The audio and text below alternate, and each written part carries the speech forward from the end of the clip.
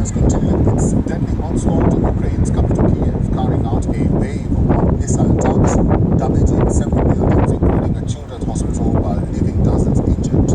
This comes amid President Zelensky visiting Washington to push for more financial aid.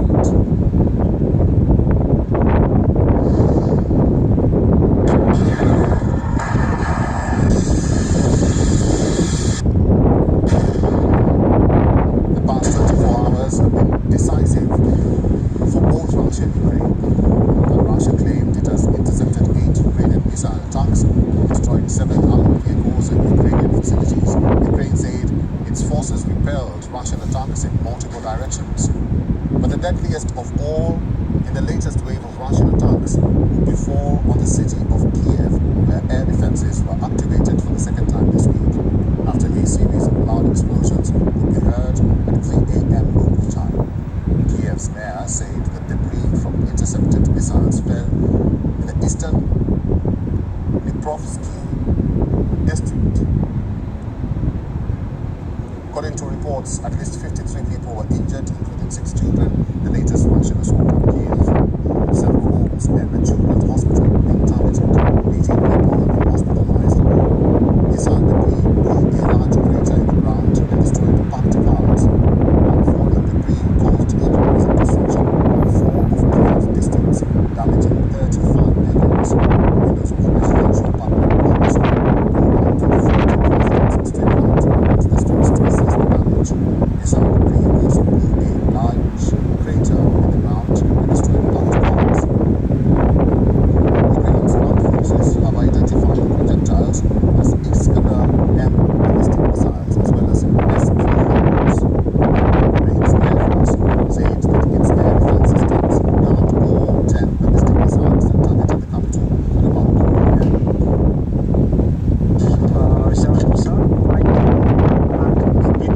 We've tossed me to the flat. I don't remember how I got up. Then immediately I went to check on my family. I checked on my father and told him to grab his bag, but he had it with him already. I then checked on my grandmother. Both were alive and healthy. Meanwhile, some Russian nationals are joining Ukraine's Siberian battalion to train for combat. A group of Russian citizens dressed in Ukrainian uniforms are being trained at a shooting range outside Kiev to join Ukraine's newly formed Siberian battalion. I felt this was necessary. I was about to go crazy because I felt like an outcast. It wasn't necessary. It came when I felt relief. This was when I got the notice that I could join the full occasion. In this moment, I felt psychological relief, knowing I made the right decision. It didn't come easy. In fact, it was a very difficult decision. Wion is now available in your country. Shalom. It relates to Russia-Ukraine war going on 22 months. Next year, February, I believe, 2 years. That's the Russia-Ukraine war. Russia has continued its deadly onslaught on the Ukraine capital, Kyiv, carrying out a wave of missile attacks, damaging several buildings, including a children's hospital. 35 buildings in 4 districts of Kyiv targeted by Russian missiles. So the bombardment continues with that. Like I said, 22 months. In February, it'll be 2 years officially.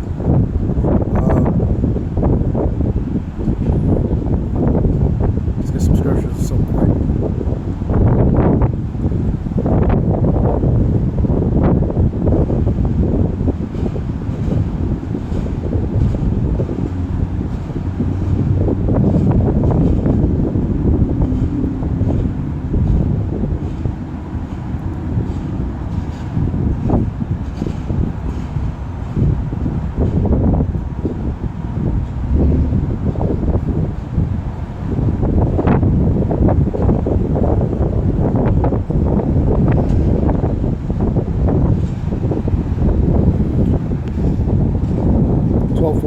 Luke, I came to set the earth on fire, and how I wish it were already kindled. So that's the physical fires, man. 51. suppose that I come to bring peace to the world. No, not peace, but division, or rather division. It relates GNT, Luke, GNT, Good News Translation. So the Lord is bringing a certain vibration on earth, man. He's bringing division. He's bringing the sword. He's bringing the war, which is part of that sword, man. That's what you're seeing, man.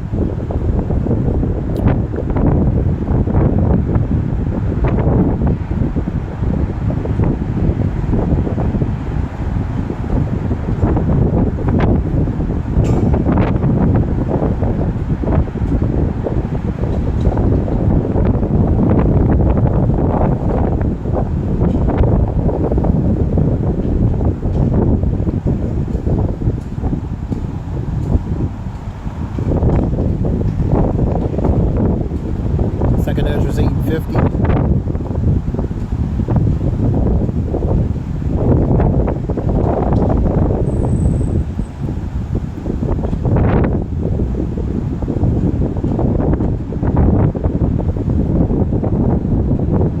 The people of this world who have lived their lives in pride and arrogance will suffer many things in the last days. Because of pride and arrogance, they're going to suffer many things, miseries, calamities. Different atrocities going to happen because of their pride and their arrogance, man. And really just the wickedness.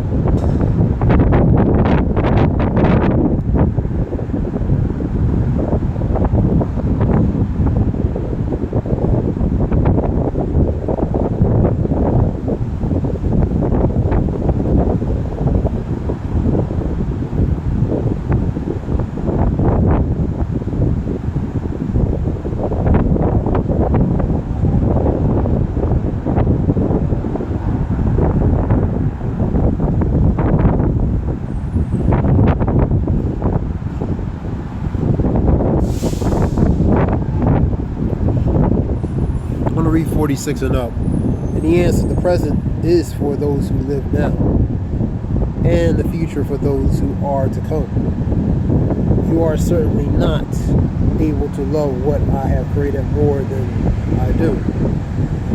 Never again consider yourself among the unrighteous, as you have done so often.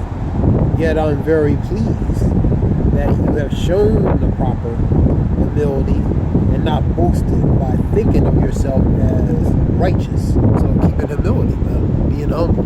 Thinking of himself not too high of himself. Scripture talks about ones who exalt themselves shall be abased, and those who are abased shall be exalted, man. So humility, true humility.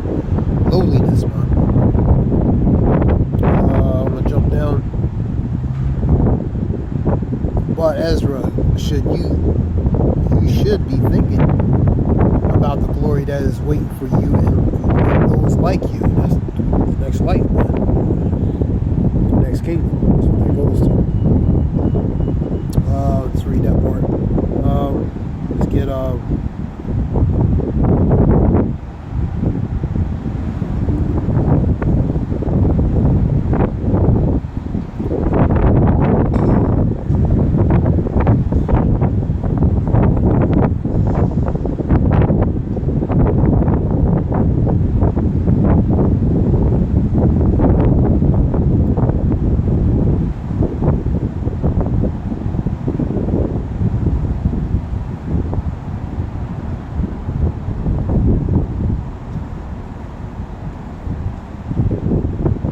chapter. GNC. We'll get the GNC today.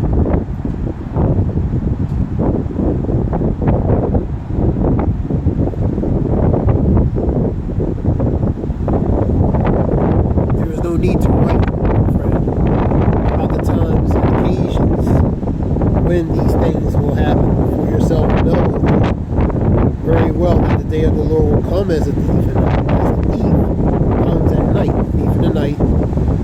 When people say everything is quiet and safe, then sudden destruction. When they say peace and safety, then they say destruction. Unexpected, sudden. Hit them. So, in their form of quiet and safety and security, sudden destruction is going to come upon them like a thief in the night. It will come suddenly as the pains that come upon a woman in labor, which is the birth pangs, and the people will not escape. So they're not going to escape these things. These things are inevitable. You can't escape. They're avoidable. You cannot escape these. You know what I mean? These things are going to come upon the people, man. They're going to catch them off by guard. But you friends, are not in darkness. That goes to spiritual darkness, knowing what's going on. And the day should not take you by surprise like a thief, which is going to take the majority of the people because they're not expecting it. Man. That's why it's unexpected and sudden. Man. And the day should not take you by surprise like a thief. And all of you are people who belong to the light and who belong to the day. We do not belong to the night or to the darkness. It's the majority of people, that gross darkness. So then we should not be sleeping like others. We should be awake and sober. Be vigilant, be sober-minded. Be vigilant, be awake, sober-minded. It is night when the people sleep. It is at night when they get drunk. We belong to the day and we should be sober. We must wear the faith and the love as a breastplate and our hope of salvation as a helmet. God did not choose us to suffer His anger, but possess salvation through our Lord Mashiach. So high time to wake out of sleep because our salvation may be nearer than we believe. Romans 13:11, man. So wake out of that sleep in that slumber state, man.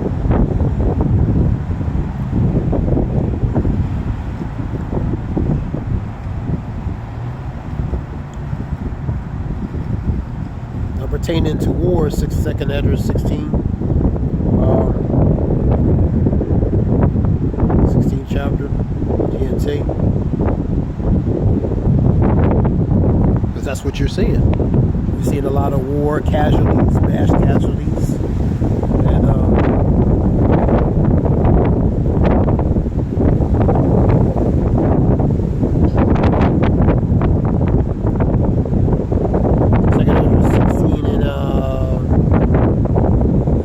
I'm doomed. Who will rescue me in these days? That's Ezra talking about for the vision he's seeing, man. Trouble will come and many will groan. Famine will come and many will die. So that relates to different troubles, calamities, atrocities, different things. Famine, many people will die. Famine. Wars will come. War is part of that sword. So war, famine, different things. Many troubles, man. Wars will come and the world powers will tremble. Relates to World War III. Disaster will come and everyone will be terrified. So all these things that relate to the condition of the society is going to be happening. A variety of diversity of things is going to be happening. Disasters, calamities, war, famine, different atrocities, man. People, the state of condition relate to the people. They're going to be in a certain state, man. What will people do when these disasters come? That's answering the question. What are the people going to do when these things come? Right? Famine, epidemics, trouble, suffering, are sent to punish and correct people. That's the scourges, man. The tool instrument for punishment. But in spite of all this, they will not turn away from their sins. They will soon forget their punishment, man. So they're preoccupied and caught up in their ways, thinking they're oblivious in that bubble, oblivious to what's going on around them. So they're not going to be mindful of the things that's going on, man. So when that peace, that form of peace and safety, that security, they think they're protected. And what Scripture said, the sudden destruction come upon them, man. Until it actually affects them and hits them directly, and smack them in the face. Otherwise, they're going to be oblivious and not really see what's going on, man. And even then, when it slaps them in the face, they ain't gonna know what's going on. They ain't gonna know how to react and what to do. You know what I mean?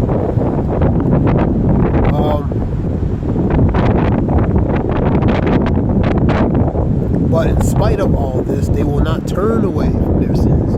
They soon get their punishment. They're not gonna turn, man. They're not gonna turn from even things that's obvious, man. The time is coming when food will be so cheap. That's the victuals. that people will think a time of peace and plenty has arrived. That goes to the victuals being cheap and stuff like that. But then disaster will spring up everywhere. Wars, famine, great confusion. That's that sudden unexpectedness that's going to happen, man. Because they're preoccupied with the illusion, the mirage of a false sense of security. They're not seeing that behind that is really evil coming, man. And many people on earth will starve to death, famine. Those who escape starvation will be KILLED in war. So that's what that war is going to happen. You're seeing that already. You've been seeing it for centuries, man. Especially in so-called what you call Middle East. You know what I mean? There's always been proxy wars and wars in respected countries, man. So now it's going to take it to another level, man. Really, to their corpse will be thrown out like garbage, and there will be no one left to comfort the living. They're not going to have time to comfort them because of the state and condition of society. The corpses are going to be like trash bags on the street ready to be picked up, man. You know what I mean? So they're not going to have time to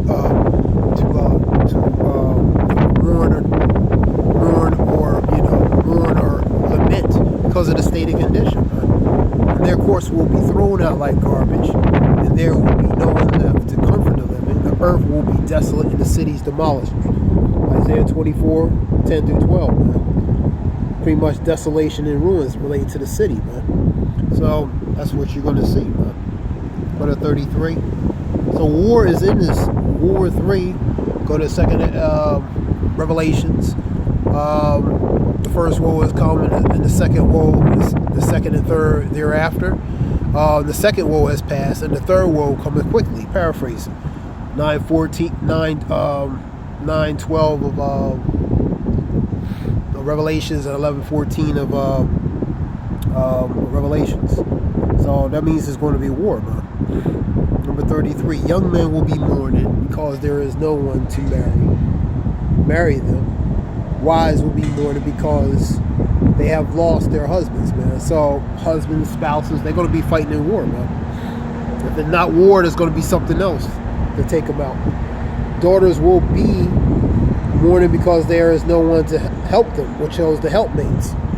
All the young men will be KILLED in war, and all the married men will die in a famine. So either a war, which is part of that sword, like I always says, or famine. So either by the famine or by the sword. That's the inevitable. So they escape one, run right to the other one.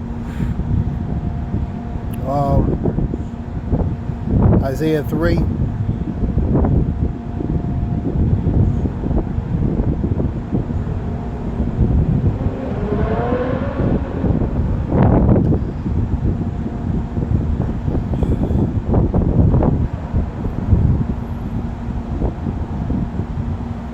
GNT. So this talks about pretty much war, man. You're seeing war. Look what's going on over Russia and Ukraine, man. Russia and Ukraine. Look at the stuff that's going on over there. You know,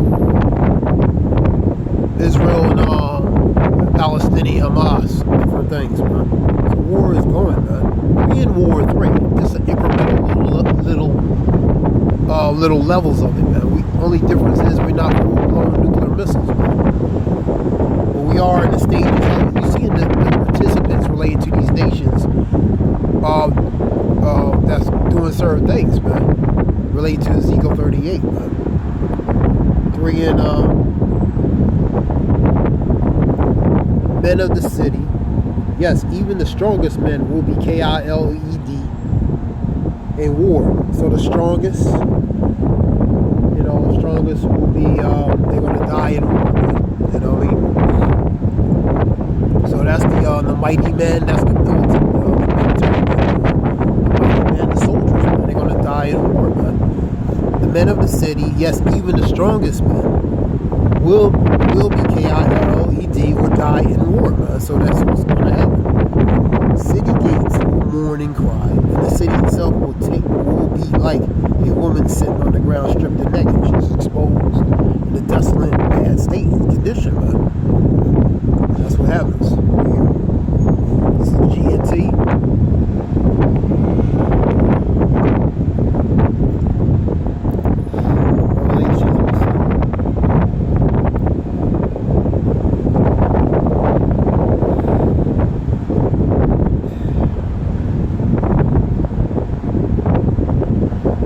ain't gonna teach this in the churches about World War III because they don't know prophecy, just like the men of the Lord said.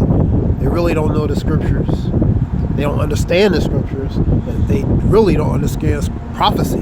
They had no clue about prophecy.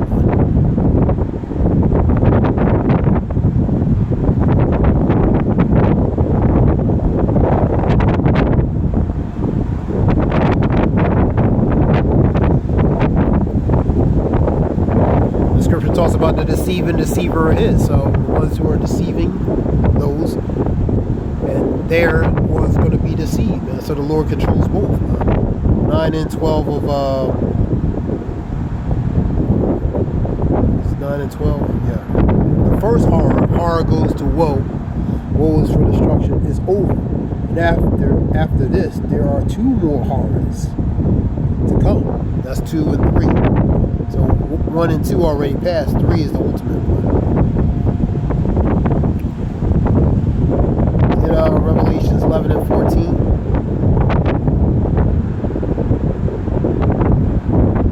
This is bitter stuff. This is the very bitter of the Bible. Christians will never talk about these things, man, because they want to make everything nice and easy, nice and good, prosperity, everything is good, everybody's acceptable. So that's the agenda, man. That's also part of the deceptive agenda, man. To what? To deceive the people, keep them in blindness.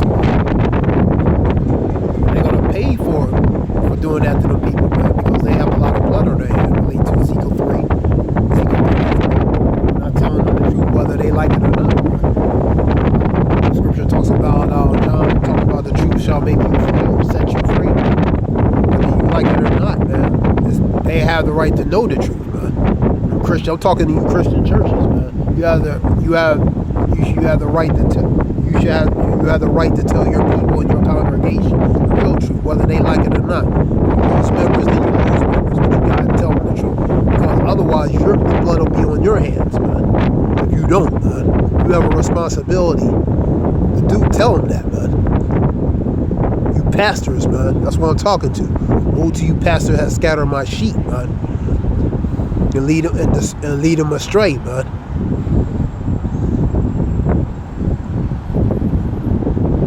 You need to be telling them about the MOTB. You need to be telling them about the World War III. You need to be telling them about these things, man. Stop song and dancing, man. Worry about what the Hebrew Israelites doing. You better worry about telling your congregation what they need to know, man.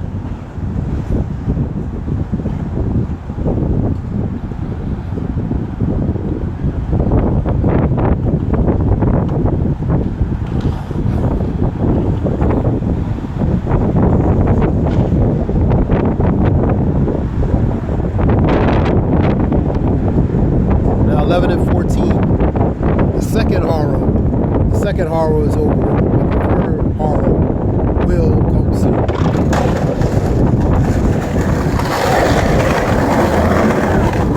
Now, the third horror is World War III. That's what the third horror is. It's locked for that. Skateboarders. The third woe is World War III. That's the horror. Woe means for destruction, man. That's what that is, man.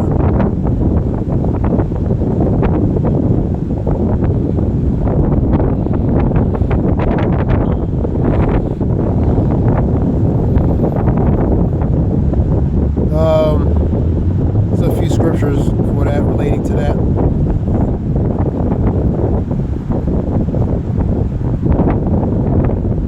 There was a report talking about Biden talking about cutting 60% of the electric energy related to climate.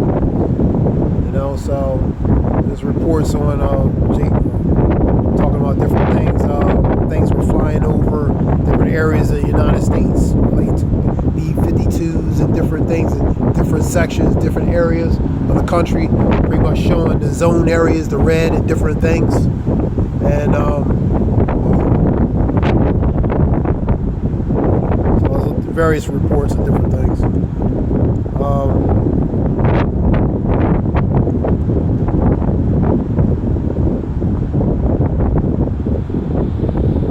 So this is something short. I want to give all praise to Yahweh Shemashim Hakadash.